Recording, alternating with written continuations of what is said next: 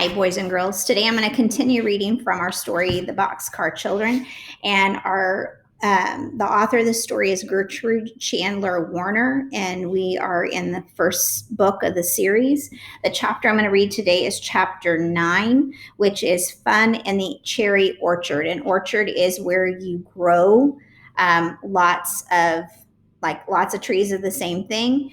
And it so happens that they're in a cherry orchard. We've read a book this year about an apple orchard and apple picking time. And there's a text-to-text connection here as I'm reading, and see if you can see when that happens. So it says, the next morning, Henry thought about taking the other children to pick cherries with him. And so you can see the picture. And so you can see what's going on, that she's climbing the ladder up into the tree. Okay. At last, he told his sisters about it as they ate bread and milk for breakfast. Dr. Moore said he wanted more children to help. Do you think all of us ought to go, Jessie? Well, said Jessie, I don't know. You see, there are 4 of us. If Grandfather is looking for us, it would be easier to see 4 than 1. Yes, that's so, answered Henry. But we can go down the hill and through the streets 2 by 2. I'll take Benny and go ahead. Then in a little while, you and Violet can come with the dog. Good, said Jessie. Watch can tell where you go. Because what they mean by that is because Watch can smell Henry's scent and can know where he went. The children took down the clothesline and shut the door of the car. Everything was in order. Then they started out. When they arrived at the orchard, they soon saw that they were not the only workers. The doctor was there, and the cook, and 2 men carrying ladders and baskets. Good morning, Henry, said Mrs. Moore. Can you work today? Oh, yes, said Henry. These are my sisters, Jessie and Violet. They can help pick cherries, too. Benny is too young to climb trees, but we had to bring him. Maybe he can carry baskets, said Dr. Moore, smiling at Benny. You see, this is a big cherry year, and we have to work fast once we begin. Maybe he can help fill the little baskets from the big ones. Eat all you want, said Mrs. Moore. The cherries are beautiful this year. The children didn't eat all they wanted, but every now and then a big red cherry went into someone's mouth. Henry and the girls went up the ladders and began to pick cherries. Watch barked for a while. He did not like to have Jessie climbing the ladder. Then he sat down and looked up at her in the tree. Benny hurried here and there, carrying baskets to the pickers and eating all the cherries he wanted. Everyone in the orchard liked Benny. The doctor laughed delightedly at him, and sweet Mrs. Moore fell in love with him at once. By and by, he sat down beside her and carefully filled small baskets with cherries from the big baskets.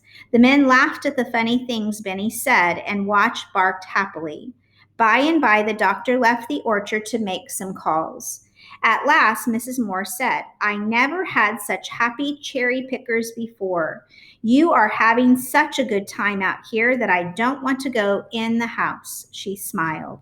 Mary the cook seemed to think the same thing, for she came again and again into the orchard.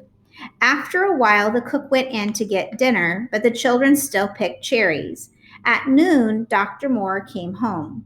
You must stay to dinner, he said to the children. We can eat here in the orchard under the trees. Will your mother be watching for you?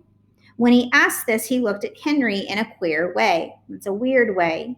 Henry did not know what to say, but at last Jessie said, No, our mother and father are dead. Then you must stay, said Mrs. Moore. Here comes Mary. The cook put a table under the trees, and they all sat around it and ate delicious dinner. Then Mary went into the house and came out again with a big bowls of cherry dumplings. I can smell something good, cried Benny. Is it cherries? Yes, my little dear, said Mary. Cherry dumplings. The cherries are cooked in the dumplings. A dumpling is like a noodle. Benny ate his cherry dumpling and then went to sleep with the dog for a pillow. But Henry and Jessie and Violet began to work again. Mrs. Moore looked out of the window at them. Just see how those children work, she said to Dr. Moore, and they are so polite too. I wonder who they are. Dr. Moore said nothing. After a while, he went out to the orchard. You have worked long enough, he said. He gave them $4 and all the cherries they could carry. That is too much, said Henry. No, said Dr. Moore, it is just right. You see, you are better than most workers because you are so happy. Come again. I'll come every day, said Benny, and they all laughed. Dr. Moore said that the children did not all leave the orchard at the same time, but started down the street 2 by 2. I wish I knew who they were, he said to himself. When the cherry pickers got back to their little home, they looked everything over carefully, but things were just as they had left them. The door was still closed, and the milk and butter were in the refrigerator. The children made a happy supper of bread and butter and cherries, and then went to bed in the boxcar. That same night, Dr. Moore sat reading the paper. All at once, he read the word lost and began to read. Lost. 4 children, 2 boys and 2 girls, somewhere around Greenfield or Silver City. $5,000 to anyone who can find them. James Henry Alden. Dr. Moore sat up. $5,000, he said. James Henry Alden.